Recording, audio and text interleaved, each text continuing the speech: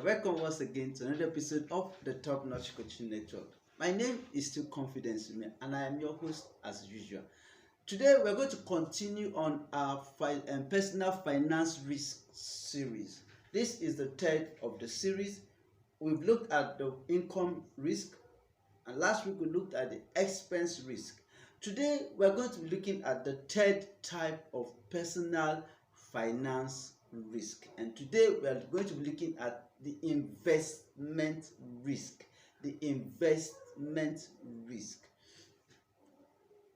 There are many ways investments can become a risk. For instance, you can invest in a good business and the business will still go belly up. You can invest in the stock market and the stock market can crash. Sometimes things like inflation, deflation, and depreciation can affect the value of our investment or our assets. And on the other hand as well, there are times when economic or government policies can impact negatively on our good investment. So investment, just like any other thing, is a risk. So you can invest in the good. Like I remember my mentor said something that before the COVID-19 started, they started a transportation in inter-country transportation business, like maybe from Lagos to Ghana and nearby countries, and it was actually a good business. And then the COVID-19 came, and the business that they just invested over thousands of dollars in was completely grounded, and they could not proceed with it. So we can invest in good things, and one or two things can happen to our good investment. And that's why we always say that life happens. There are things that God forbids, but that this life permits. So there are so many other things that can impact negatively on our investment. So that's why we say that investment itself is a risk, even when you invest in something very good. So then, how then do we mitigate against this investment risk? One way of doing this is to get. I forgot to say something as well before I move into how we stop this, how we can mitigate against investment risk. Another thing that can create investment risk is when we invest in the wrong business, or when we make wrong investment decisions. A wrong business can cripple your investment, can crash your investment. A wrong investment decision can also cause investment risk for you. So for us to mitigate against this investment risk, one is to seek the counsel or the advice of a professional financial advisor. The advisor, I'm not saying, is not beyond mistakes, but sometimes seeking the advice of a professional financial advisor can go a long way in helping you mitigate against investment risk. Another way I have learned to mitigate against investment risk is to diversify. There is a popular saying in the African culture: you cannot put all your eggs in one basket. So wisdom demands that you don't put all your eggs in one basket. And when I say diversify, I want to clarify a bit on this diversification.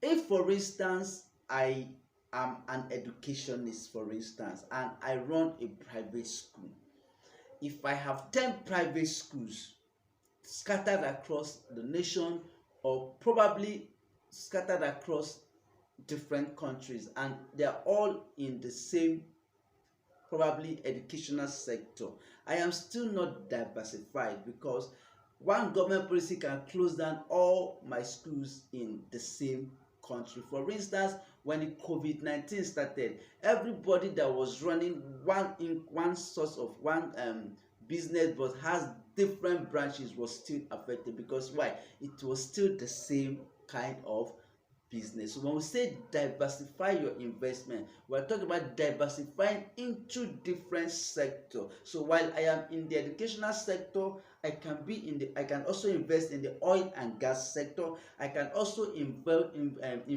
in the agricultural sector. So that's what we call about, that's what we see when we mean diversification. Not diversifying into one business and having different branches, but diversifying into different sectors of the economy. And when we do this, everything cannot go wrong in all these sectors at the same time.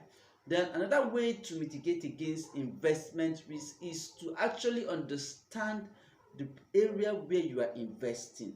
If you understand the place where you are making investment in, it will help you know how to protect yourself against investment risk. I think there was a time I wanted to go into electronics. My twin brother has been into this particular line for more than 20 years. So the best thing I did was I told him I wanted to come into the business. And before I bought anything, I had to go with him. Several occasions I kept going with him because he knew the business better than I did. And for me to understand it, I had to go with somebody who understood the business, who has been in the business for ages. And so it was through him I had some losses, but it wouldn't have been anything compared to if I had gone there on my own, when I don't even understand the business at all. But with his input and his assistance, I was able to cut down a lot of losses and made more profits than loss. So, and the last way you can mitigate against investment risk is actually by insurance.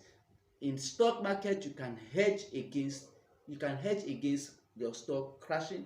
There's what we call hedging in insurance. Hedging in the stock market, you can hedge, and that hedging is a way of ensuring your stocks against